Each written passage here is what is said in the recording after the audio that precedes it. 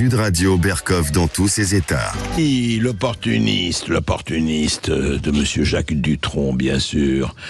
Alors, qu'est-ce qui s'est passé ? Eh bien, je suis content que le Conseil constitutionnel, on appelle ça les sages de la rue de Montpensier à Paris. Les sages, eh bien voilà, le groupe de parlementaires, les Républicains, donc qui ne sont pas, que je sache, des anarchistes sanglants en train de mettre des bombes dans les quartiers partout, présenté le 13 mars dernier référendum d'initiative populaire présenté par Éric Ciotti, Annie Genevard et donc les parlementaires et les deux présidents de groupe à l'Assemblée et au Sénat, Olivier Marleix et Bruno Retailleau. Voilà, ils ont dit écoutez, on voudrait faire une réforme de l'accès aux prestations sociales des étrangers et soumettre au référendum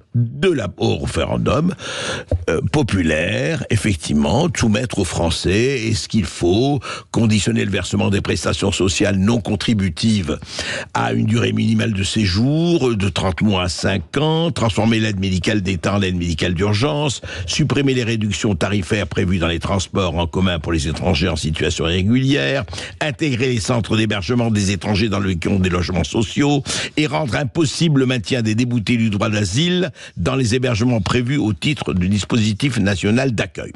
Bon, tout ça, franchement, voilà, ils disent qu'on peut poser des questions sur le fait que les étrangers en situation irrégulière ou des étrangers qui n'ont pas fait un certain nombre de mois et voire d'années en France n'auraient pas les mêmes prestations sociales et plus que tous les autres Français.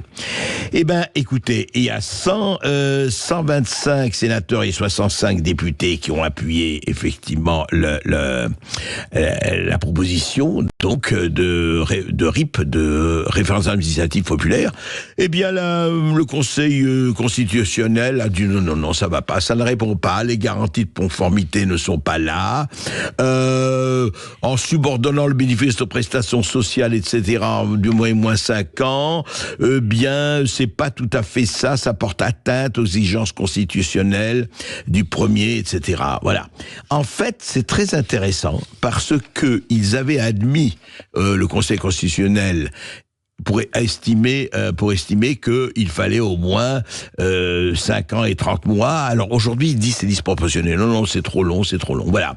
Donc les Républicains disent voilà, à chaque fois, le Conseil constitutionnel interprète à sa façon la Constitution. Le scandale continue, dit Éric Ciotti, une petite casse à confisquer la démocratie. Effectivement, voilà, le Conseil constitutionnel n'a pas voulu se déjuger. En tout cas, cette décision laisse les Français démunis. Mais le problème, il est au-delà des protestations et de ceci. Est-ce qu'un jour, dans 20 ans, dans 50 ans, dans 100 ans, dans 6 mois, est-ce que les Français seront un jour consultés sur référendum, sur des sujets de fond qui les concernent au premier chef, que ce soit le problème des OQTF, les obligations de quitter le territoire français, sur l'illégalité, sur la sécurité, sur etc. Non. La question ne sera pas posée. Circuler, il n'y a rien à voir, sont les mamelles de la France qui nous gouvernent. Voilà, rien à voir, circuler, allez-vous-en, et puis on verra, et puis vous n'avez qu'à bien voter en novembre et en 2027. Voilà la réponse, voilà la morale, voilà où on en est. Le référendum n'aura pas lieu comme la guerre de Troie.